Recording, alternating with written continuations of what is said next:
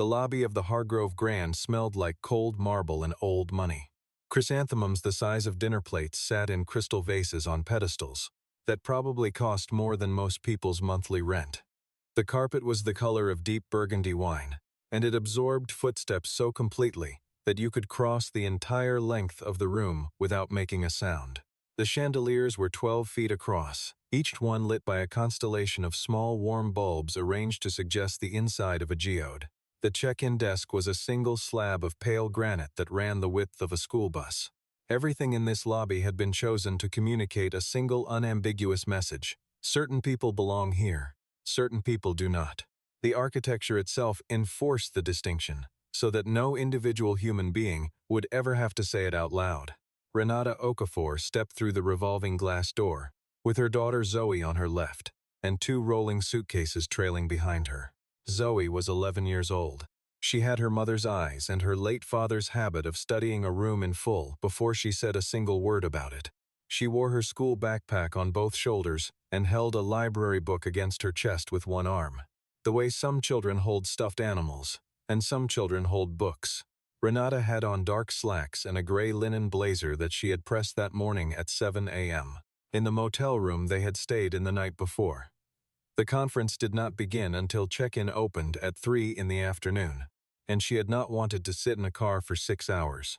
In the clothes she intended to stand in tomorrow morning, in front of 1,400 people. She had pressed the blazer. She had eaten breakfast with Zoe at a diner across the street from the motel. She had checked her notes on her phone during the drive.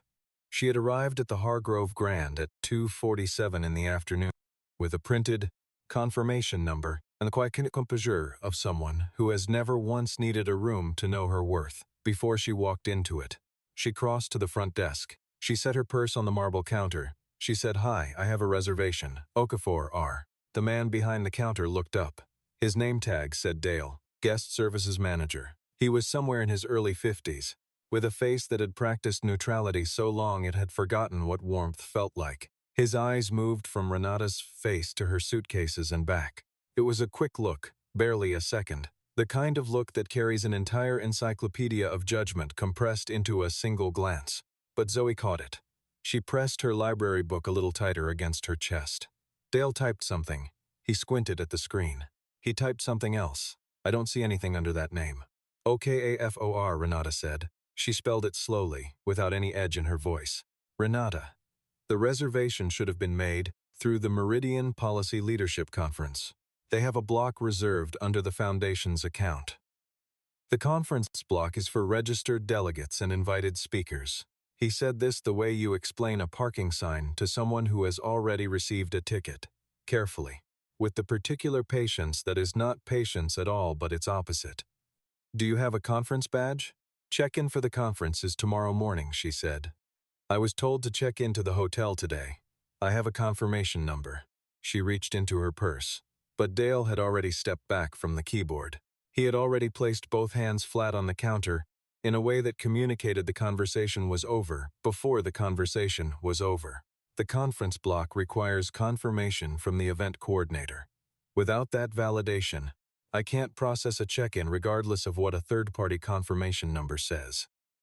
"I have a confirmation number," she said again. She found the printed sheet and placed it on the counter. "Ma'am," he said. That single word landed like a door closing. But he just made the biggest mistake of his career. In the next 24 hours, this man's name would be known by 1,400 policy professionals, 3 sitting United States senators, and the editorial board of one of the most widely cited journals in American public health. He did not know who had just walked through that door. He had looked at her, actually taken her in with his own 2 eyes, and he still did not know. Let's get into it. Renata Okafor grew up in a 2-bedroom apartment on the east side of Columbus, Ohio, in a building where the elevator had been broken since 1994 and nobody expected it to be fixed. The stairwell smelled like mildew and the particular damp cold of a building that has absorbed too many winters without adequate insulation. The walls on their floor were the color of old cream, interrupted by water stains the shape of continents near the ceiling. There was a radiator in the bedroom that hissed and knocked every night between midnight and 2 a.m., like something alive inside the wall trying to get out. Renata had learned to sleep through it. By the time she was 8, she had learned to sleep through most things. Her mother, Gloria, worked a day shift at the hospital laundry facility and an evening shift at a pharmacy on Broad Street. She left the apartment at 6:15 in the morning and returned at 10:40 at night, 5 days a week, and on Saturdays she worked a half day at each. She was a small woman who moved through the world with the efficiency of someone who has never had the luxury of being slow. She had enormous hands, hands that had spent 20 years sorting other people's sheets and counting other people's pills, and she came home every night, smelling faintly of industrial detergent and Bengay. She sat at the kitchen table regardless of the hour, and she helped Renata with her homework. Not all of it. Not the math, because the math got away from Gloria somewhere around the 7th grade. But the reading. The questions at the end of the chapter. The paragraphs that needed writing. She would read them aloud to herself first, her lips moving, and then she would say, "What are they asking you, baby?" And Renata would tell her. And Gloria would say, "All right, then say that, just say that." There was a shelf in the living room, a single plank of particle board that Gloria had found on the curb one August and sanded smooth herself with a block she bought at the dollar store, and on that shelf were books. Not many, maybe 30. A medical dictionary that had lost its cover in the first 40 pages but still contained everything from the D's through the Z's. A dog-eared copy of the Merck manual that a doctor at the hospital had been throwing out, and Gloria had asked for, not knowing why exactly, except that it was thick and it had information in it, and information was the one thing you could carry that no one could take from you. A paperback introduction to epidemiology that Renata had checked out from the public library so many times that the librarian, Mrs. Tatum, a large quiet woman with reading glasses on a beaded chain, had finally written Renata's on a post-it note and tucked it under the desk every time the book came back. Renata was 14 years old when a man in her building died of a disease that nobody could name for 3 weeks. He was 42. His name was Marcus. He had a daughter named Petra who was in Renata's English class and who stopped coming to school for a month after, and when she came back she was quieter than she had been before. The way a room is quieter after a piece of furniture has been removed, and the space it occupied becomes the thing you notice. When the city health department finally released a statement, it was written in the language of bureaucratic distance, passive constructions and technical qualifications, and it said almost nothing about why it had taken 3 weeks, or why this neighborhood had a measurable cluster of similar cases going back 18 months, or why none of the residents had been notified until someone had already died. Renata read that statement 4 times. She read it with the kind of attention she brought to everything that confused her, which was to say she read it until she could describe every word of it, and then she set it aside and thought about what was missing, what was absent from the document, what the document had been designed not to say. Then she walked to the library and she told Mrs. Tatum what had happened and asked for everything they had on disease surveillance and public health infrastructure. Mrs. Tatum looked at her for a moment over the top of her reading glasses, and then she went to the back and came out with a stack of 7 books and set them on the counter and said, "Start with the blue one." Renata was still reading at 11 that night when Gloria put a hand on her shoulder and said, "Baby, what are you looking for in those pages?" Renata looked up. She said, "I'm trying to figure out how they decide whose life is worth protecting." Gloria held her daughter's face in both of those enormous, detergent-scented hands and looked at her for a long moment without saying anything at all. Then she pressed a kiss to her forehead and said, "When you figure it out, you come back and tell the rest of us." She figured it out. It took 26 years, 3 degrees, a fellowship at Johns Hopkins, 8 years of fieldwork and policy analysis at the CDC, and a decade of independent research that had been cited in more than 400 peer-reviewed articles across 6 countries. But she built the tools. She built the frameworks. She built one paper at a time, one surveillance algorithm at a time, one federal brief at a time, the most rigorous and the most humane public health infrastructure that the question could be answered with. Or rather, the answer itself had always been too painful for people in positions of authority to hear without flinching. What she had built was the evidence that made flinching no longer an option. That was why she had been invited, 8 months ago, by Dr. Anselm Wright of the Meridian Policy Leadership Foundation to stand at the podium the following morning and deliver the keynote address at the Meridian Policy Leadership Conference. That was why 400 delegates, including the health commissioners of 7 states and 3 sitting members of the Senate Committee on Health, Education, Labor, and Pensions, would be sitting in rows in the ballroom 1 floor below the lobby, where Dale from Guest Services was now explaining, in that particular practiced tone, that her name was not appearing in his system. She had the confirmation number. She had it printed on a sheet of paper in her bag, because she had learned, long ago, in rooms just like this one, to print these things on paper. She had handed it to him. She was still waiting. Dale looked at the printed confirmation number. He typed it into the system. His face did not change. This looks like it was generated by a third-party booking platform. I can't verify it without direct coordinator confirmation. And the conference office is closed until tomorrow morning at 8. Then please call the conference's main coordinator line, Renata said. Or reach the hotel's own group sales contact for the Meridian account. This reservation was made months ago through your events department. Our events department operates Monday through Friday, 9 to 5. He said this pleasantly. The pleasantness was the worst part of it. I understand this is frustrating. Is there a manager available? I am the manager, Dale said. Guest services manager. He let a pause sit there, doing work. I'd suggest calling the coordinator yourself in the morning. In the meantime, I'd recommend checking availability at one of the other properties in the area. The courtyard on 5th has some availability, I believe. Zoe had not moved. She had not said a word. She was watching Dale's hands, the way they rested on the counter, with the loose confidence of someone who has never once been on the wrong side of a desk. There must be a general manager or a director of operations I can speak with, Renata said.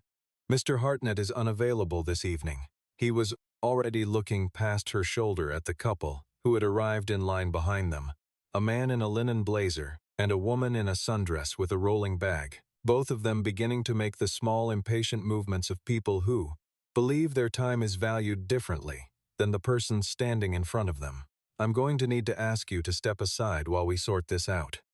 He gestured toward a row of upholstered chairs along the east wall, the chairs that were positioned clearly out of the main lobby sight lines, the chairs that were meant for people who had been redirected and needed to wait without making the lobby look like a lobby where people wait. I'll have someone bring your bags over. I don't need to sit, Renata said. Ma'am, he said again, I need to take care of other guests. He was already signaling. A younger man in a hotel uniform appeared from the side corridor. He picked up Renata's 2 suitcases without asking her, without making eye contact with her, with the practiced efficiency of someone executing an instruction he had received before he appeared.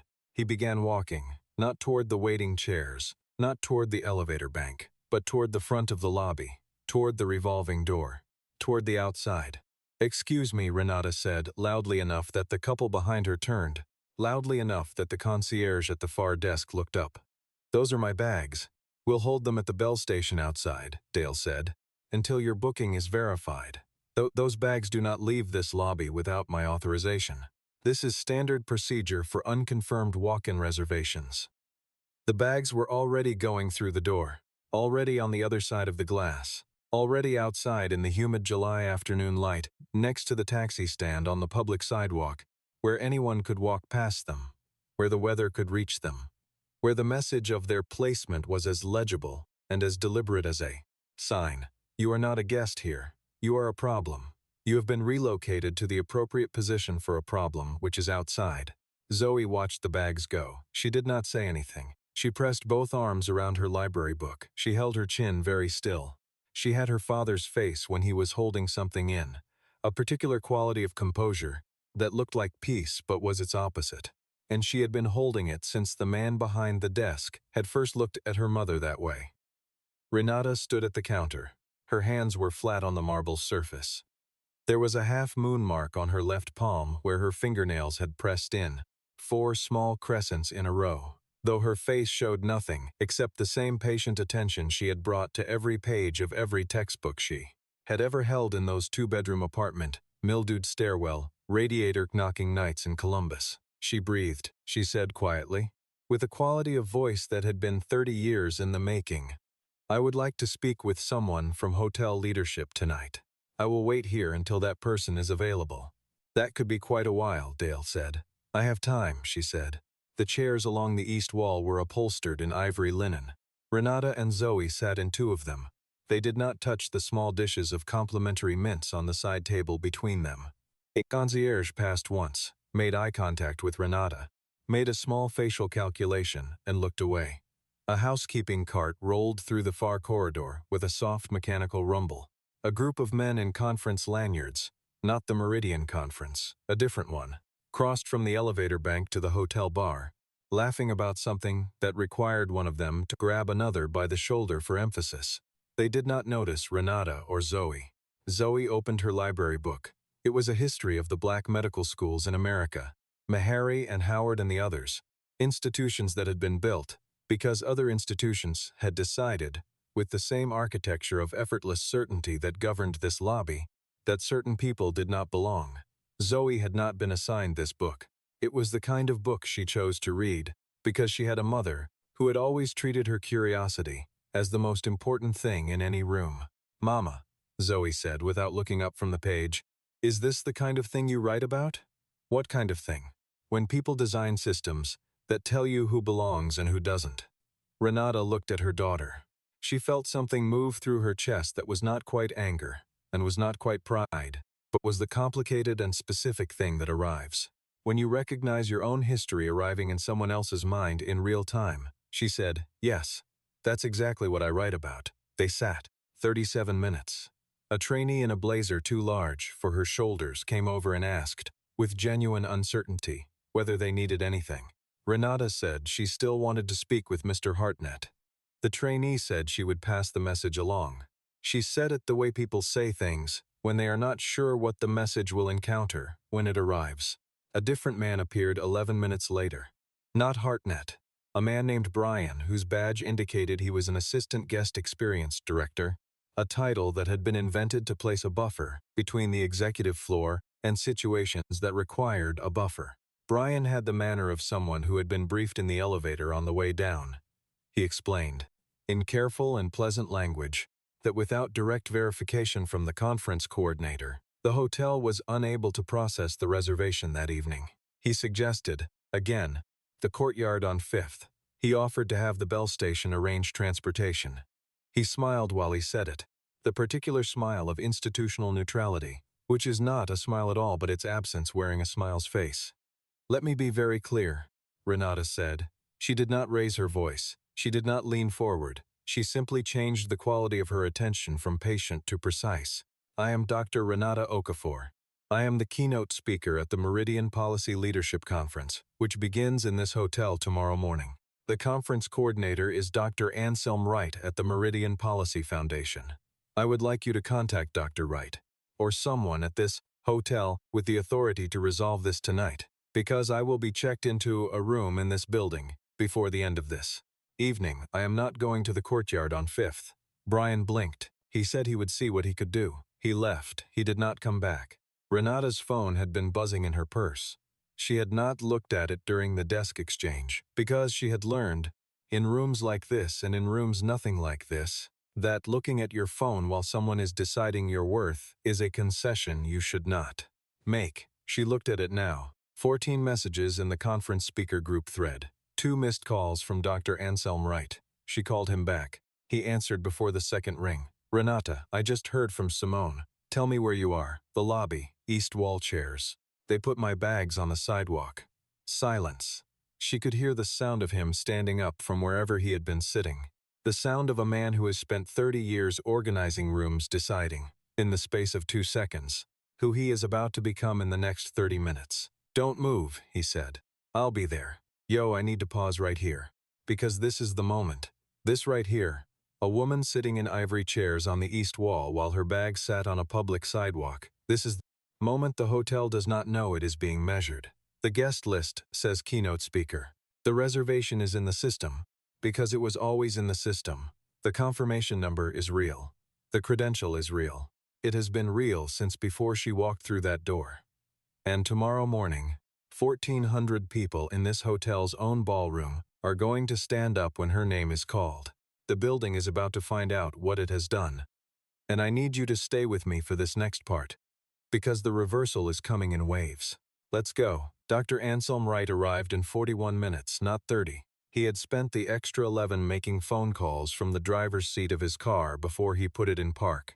He was 63 years old. He had the bearing of someone who had spent a career in rooms that were not designed for him, and had decided, somewhere in his late 40s, to simply take up the space he was entitled to, and wait for the room to adjust. He was the founding director of the Meridian Policy Leadership Foundation.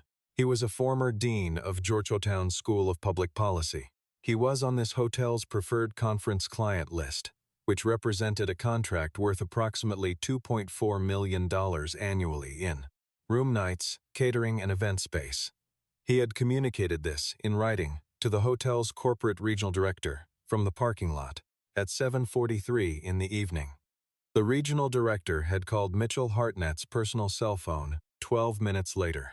Wright came through the revolving door, crossed the lobby without breaking stride, and reached the east wall chairs. He greeted Renata. He crouched to Zoe's eye level and said, "You must be Zoe." She said, "Yes, sir," he said. "Your mother's talk tomorrow is going to change the way people think about this work for the next 20 years.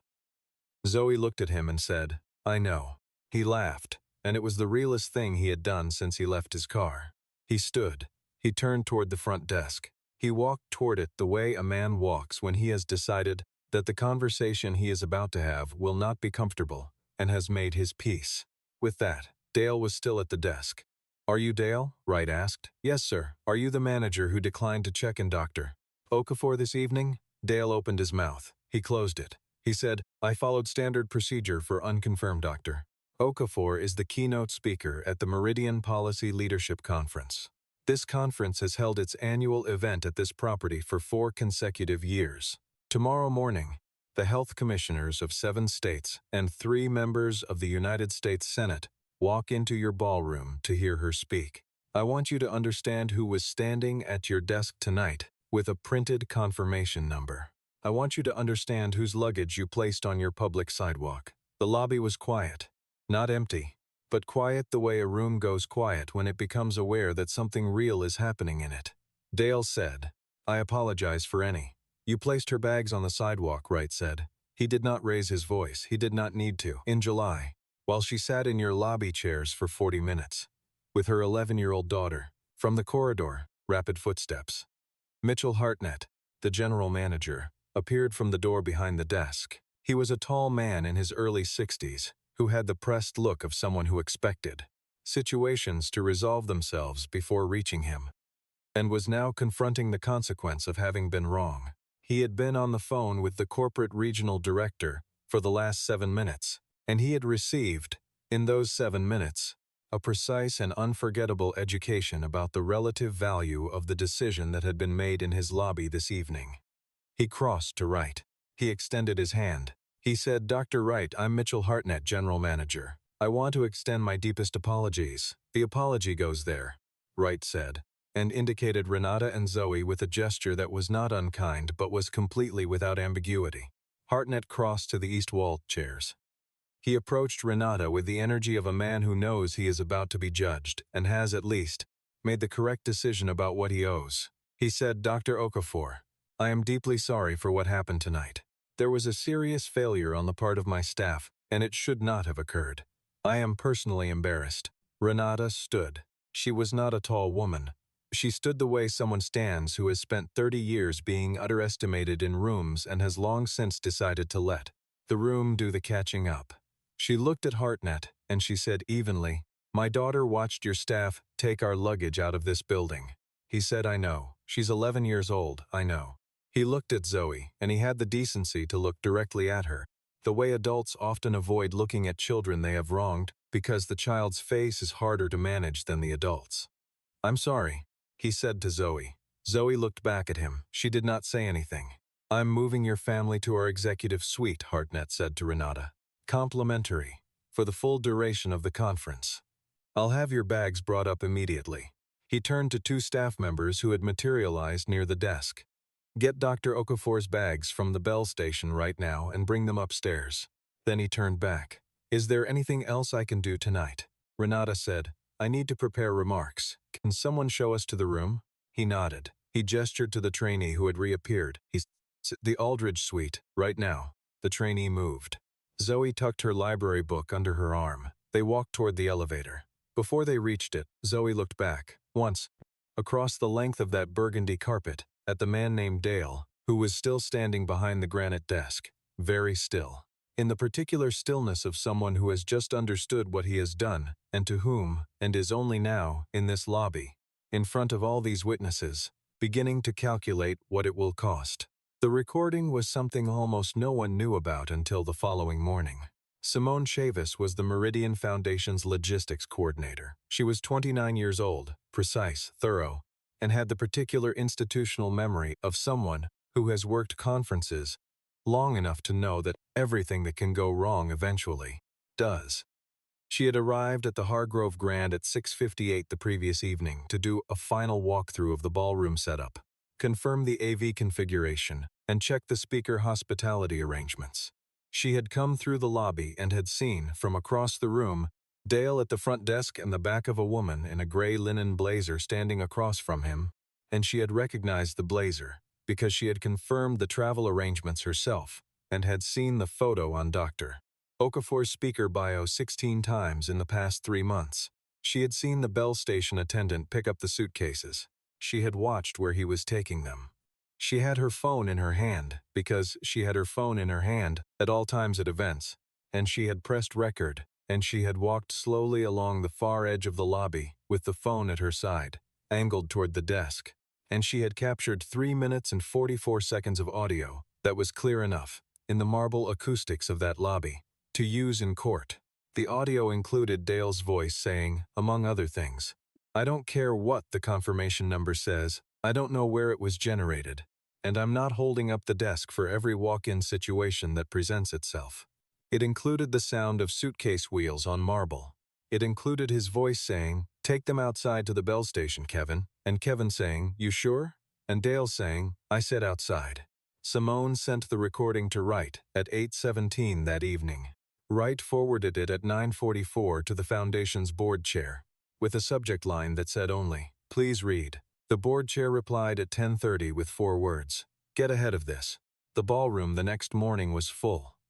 1,400 chairs arranged in precise rows under the coffered ceiling of the Hargrove Grand's main event space, which was, when you saw it empty, the most beautiful room most people had ever stood in, and which filled, by 8:45, with the particular energy of people who are doing work they believe in. They came in lanyards and blazers, and in the slightly formal version of themselves, they put on for rooms like this.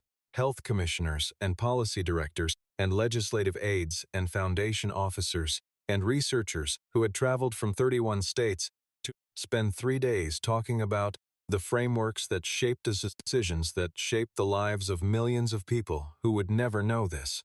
Conference existed and were, depending on those decisions, either protected by those lives or not. At 8:52, Dr. Anselm Wright walked to the podium. He adjusted the microphone. He placed both hands on either side of the lectern and looked at the room for a moment before he spoke. "Before I introduce our keynote speaker," he said, "I want to say something that is not on the program. Last evening, the keynote speaker of this conference arrived at this hotel with a confirmation number and a printed reservation and was told by a member of this hotel's staff that her booking could not be verified. She sat in the lobby chairs for over 40 minutes. Her luggage was taken outside to the sidewalk. Her 11-year-old daughter was with her. The room had been settling when he started.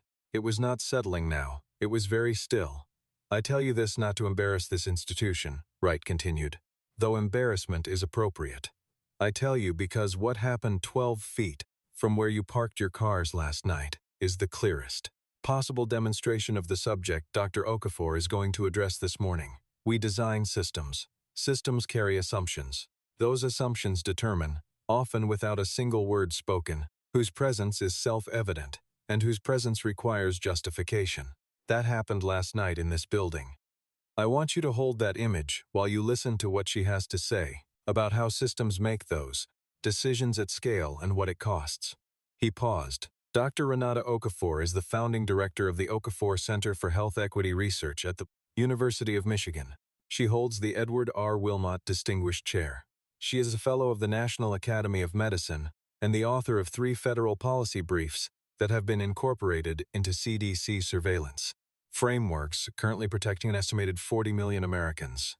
She has been cited in more than 400 peer-reviewed publications across 6 countries. The New England Journal of Medicine has described her as one of the most consequential voices in American public health of the past decade. Colleagues, please welcome her. The room did not give polite applause. The room stood up. From the last row of chairs, in the section closest to the ballroom's rear doors, sat Gloria Okafor. She was 71 years old, and she had driven 11 hours from Columbus the day before, because Renata had called her 3 days ago and said, "Mama, I'm going to say some things tomorrow that I need you to hear in person. I need you in the room." Gloria had worn her good blue dress and the pearl earrings Renata had given her 3 Christmases ago. She had her program folded in her lap. She had found her daughter's face in the crowd the moment she walked onto the stage, and she had not looked away since. She sat with both hands pressed flat against her chest, and she watched the room stand, and she let the tears go down her face the silent way they go down when you have been waiting for something for a very long time and have taught yourself over all those years of waiting not to make noise about it. Renata did not use notes. She had notes. She had a full draft that she had revised 7 times over the past 3 months. But she had not touched it the night before, because she had been sitting at the desk in the Aldridge suite after Zoe fell asleep, and she had understood that the draft was already inside her. She had written it into herself the way you write something you have been composing since you were 14 years old on an East Columbus street with a dead neighbor and a question nobody would answer. She stood at the podium, and she spoke for 51 minutes, and she did not use notes. She spoke about Marcus, not his full name yet, just the fact of him. A man in a building, 42 years old, 3 weeks without a diagnosis, while his daughter sat in English class looking at the floor. She spoke about a health department statement, written in language so precise and so distant that it communicated almost nothing to the people it was supposed to serve. She spoke about what that distance costs, measured not in abstractions but in years, in lives, in the specific number of preventable deaths attributable to surveillance gaps in the zip codes she had spent the last decade studying, a number that appeared in slide 12 of her presentation, on a screen the size of a school bus behind her, in a typeface large enough to read from the back row. She spoke about the architecture of neglect, the way systems encode decisions about whose life is worth protecting without any individual ever having to say it out loud, the way a lobby can tell you something is not for you without a single person having to be rude about it. She spoke about her research, the 400-plus citations, the federal briefs, the surveillance frameworks, and she did not speak about them as credentials. She spoke about them as documentation, as the accumulated evidence of a question she had been asking since the night she read that health department statement 4 times and walked to the library and told Mrs. Tatum what had happened. She looked once at the last row while she was speaking about the shelf in the living room with 30 books on it, and the particle board plank, sanded smooth with a dollar store block. She found her mother's face. She held it for 3 seconds. Then she turned back to the room. When she finished, the room stood again. The health commissioner of Georgia had tears on her face. The 2 senators in the front row were leaning toward each other in urgent conversation. The legislative director from Wisconsin was already typing on her phone with the particular velocity of someone drafting an action memo. 3 foundation officers in the middle section were photographing slide 12 from the screen with their phones. Renata walked off the stage. She walked into the wing. She set down the clicker she had been holding. She put her back against the wall and she breathed, once, in the way of someone who has carried something a very long way, and has finally, at this specific coordinate, put it down. Then she turned back to the stage entrance and she looked through the gap in the curtain, across the full length of that ballroom, across all 1,400 of those standing people, to the last row, where Gloria Okafor sat with both hands pressed against her chest and looked at her daughter across the room with the look of someone whose waiting was over. The recording moved fast. Simone had sent it to Wright the night before. Wright had sent it to the board chair. The board chair had sent it, with a cover note, to the hotel's corporate communications office, before 9 that morning. The communications office had received it and immediately retained a crisis media firm. The crisis media firm's first call, at 9:47, went to the regional director. The regional director's second call went to Mitchell Hartnett. By 11 a.m., the recording had been shared through the foundation's communications director, with two journalists who covered health equity and institutional discrimination. Both journalists called the hotel's corporate communications line for comment. The comment they received used the phrase service failure. The story ran that evening on the digital edition of a national publication. By the following morning, it had been picked up by 4 additional outlets. The audio was embedded in each story. It was 3 minutes and 44 seconds long. It was very clear. Dale's personnel file, when it was reviewed by HR following an instruction from corporate, contained 3 prior complaints. A guest complaint in 2019. A complaint from a conference support staff member in 2021 describing an incident in which a black vendor had been asked to use the service entrance. A formal discrimination complaint from a job applicant in 2022 that had been filed with HR, reviewed, and marked resolved. No further action needed, by an HR director named Patterson. Each complaint had been filed. Each had been addressed with a memo and a notation. None had resulted in any substantive change in Dale's role or conduct. The pattern was not invisible. It had been documented. It had been filed. It had been absorbed by the institution the way institutions absorb these things, with just enough process to demonstrate that they had been noted and not enough consequence to demonstrate that they had been heard. Dale's employment was terminated 14 days after the conference. Patterson, the HR director, was asked to resign the same week. Brian, the assistant guest experience director who had delivered the redirect message to the lobby chairs, received a formal written reprimand and a mandatory equity training requirement. The Bell station attendant named Kevin submitted a written statement explaining that he had been carrying out a direct instruction and had felt uncomfortable but had not believed he had the authority to refuse. He kept his job. He was the only person on duty in that lobby on that July evening, other than Renata and Zoe, who came out of the whole thing without having made a choice he would spend the following years regretting. The civil claim was filed 90 days after the conference. The attorney who filed it had a 17-year practice in federal discrimination law and had appeared in 12 significant cases in the past decade. The claim named the hotel, its corporate parent company, and 2 individuals by role. It cited the recorded audio as primary evidence. It cited the 3 prior complaints in the personnel file as evidence of institutional pattern. It cited the placement of luggage on a public sidewalk as intentional public humiliation. It cited Zoe Okafor, age 11, as a witness.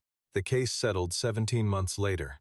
The settlement amount was not disclosed in the public record. What was disclosed, as a condition of settlement that Renata had insisted upon, were 3 things. First, a mandatory independent equity audit of front desk and guest services protocols across all 47 domestic properties in the hotel group's portfolio, conducted by a third-party civil rights organization and completed within 18 months of settlement. Second, a standing annual report on guest complaint outcomes available to a civil rights watchdog organization designated by the Meridian Foundation. Third, a contribution from the corporate parent, in an amount exceeding the private financial settlement, to a fund administered by the Okafor Center for Health Equity Research at the University of Michigan. The fund was designated for community health infrastructure in under-resourced urban neighborhoods, specifically targeting the surveillance gaps Renata had spent a decade documenting. It was named, at Renata's request, for the man who had died in her building when she was 14 years old. The Marcus Eugene Patterson Community Health Fund. Not a department name, not a sponsor's name, a neighbor's name. The name of someone whose death had been assigned 3 weeks of delay, and a statement written in the language of institutional distance, and who deserved to have his name on something that did the opposite of that. Petra Patterson, who had been in Renata's English class, who had stopped coming to school for a month when her father died, who was now a pediatric nurse in a Columbus clinic, received a personal letter from Renata 6 weeks before the settlement was finalized. The letter explained the fund and the name. It explained why. Petra read it twice. Then she folded it and put it in the drawer where she kept the things she needed to keep. 2 years after the conference, the Meridian Policy Leadership Conference moved its annual event to a different hotel. The Hargrove Grand lost the contract. The new hotel had a lobby that was less grand in the architectural sense, less marble, less chandelier, less perfected in the art of communicating exclusion without speaking it. The conference had grown, 1,600 registered delegates. The keynote speaker was a researcher named Dr. LaShawn Avery, who had been a second-year fellow at the Okafor Center when Renata founded it and was now a leading voice in pediatric environmental health policy. In the opening remarks, Dr. Wright mentioned, as he had begun to mention every year, the story of the conference 2 years prior. He said it the same way each time. He said, "We design systems. Systems carry assumptions. Those assumptions are not neutral. They have never been neutral. And this is a room full of people whose job it is to name that and fix it." In Columbus, in the building on the east side of the city, where the elevator had been broken since 1994, and the stairwell smelled like winter, and the radiator knocked at midnight, the ground floor retail space that had sat vacant for 11 years was now a community health clinic. The lease had been negotiated by a housing and health advocacy coalition that had received startup funding tracing, through 2 grants, back to the Marcus Eugene Patterson Community Health Fund. The clinic saw 412 patients in its first year of operation. Its waiting room had chairs that did not match, donated from 3 different sources, and a shelf along one wall with books on it, a medical dictionary and an introduction to epidemiology, and a dog-eared public health textbook that someone had brought in from home and not taken. Back, above the door, outside on the brick facade of the building, was a small bronze plaque, not large. Not the kind of plaque that made you stop from across the street. The kind you noticed when you were already close, when you had come through the neighborhood to be there. It said, "This clinic is named for Marcus Eugene Patterson, resident, father, 42 years old. May the questions his death raised be answered here." Gloria Okafor had been there the day they installed it. She had worn her good blue dress and stood on the sidewalk in the October cold, with her hands pressed against her chest in the way she pressed them when she did not want to cry out loud. Renata had been next to her. Zoe had been on her other side, 13 now, holding a notebook, writing something down, because she was the kind of child who wrote things down when she wanted to remember them exactly as they were. Gloria looked at the plaque for a long time. Then she turned to her daughter. She said, "You went back and told them." Renata put her arm around her mother's shoulders and said, "I had a good teacher." And that is the story of Dr. Renata Okafor and the lobby of the Hargrove Grand.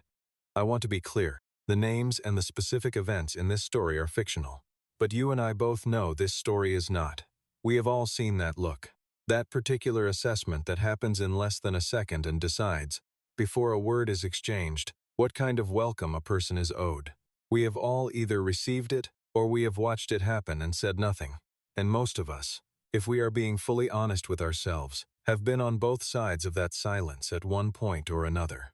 The question this story keeps asking, the question Renata was asking when she was 14 years old, and the question she brought to a ballroom full of senators and commissioners and researchers 30 years later, is not whether it happens.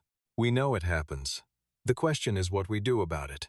What we do when we are Simone, standing on the far side of the lobby with a phone in our hand. What we do when we are Kevin, carrying bags toward a door because we were told to. What we do when we are the ones who watched and said nothing and marked it resolved. No further action needed. What would you have done? Tell me in the comments. Tell me which person in that lobby you most recognize yourself in, and what you think you would have done differently, and what you think you should do. Because that comment section is where the real conversation happens. If this story sat with you, if you are thinking about that 11-year-old girl, holding her library book while the world sorted itself out around her, then hit the like button, because every one of those tells the algorithm that this story is worth sending further. Share it with someone who needs to sit with it. And if you are new here and you want more stories like this one, stories that are fictional in their details and true in everything that matters, then subscribe, because this is what we do. We tell the stories, we sit in them until they mean what they mean, and then we go back and tell the rest of us. Take care of yourselves. Take care of each other.